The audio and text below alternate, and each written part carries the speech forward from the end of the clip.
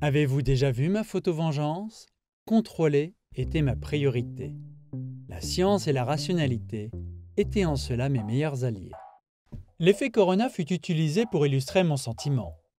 Lorsqu'une tension de 100 000 volts arrive par cette tige, elle cherche le moyen le plus facile d'en ressortir. Cela sera par la pointe, les arêtes vives et toutes les petites bavures de métal.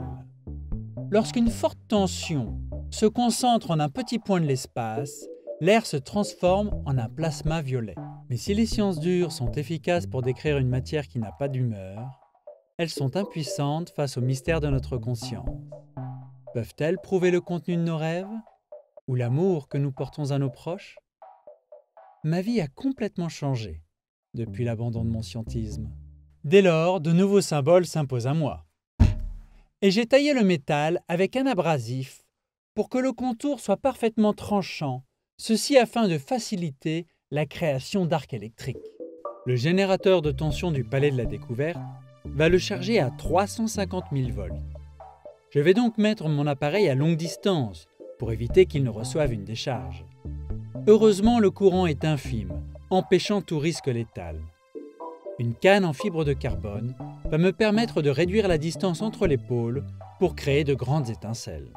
Dans un premier temps, ce n'est rien d'autre qu'un bout de métal. Mais en se plongeant dans l'obscurité, ce grand potentiel électrique, cette attraction du plus par le moins, se visualise par de subtiles aigrettes. Et soudain, c'est le coup de foudre. Car en acceptant de réduire sa distance à autrui, le courant passe. Et quelle lumière, que dis-je, quelle chaleur!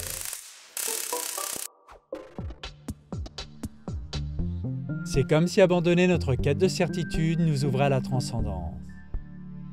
Le devoir du scientifique n'est-il pas d'assumer toute forme de questionnement?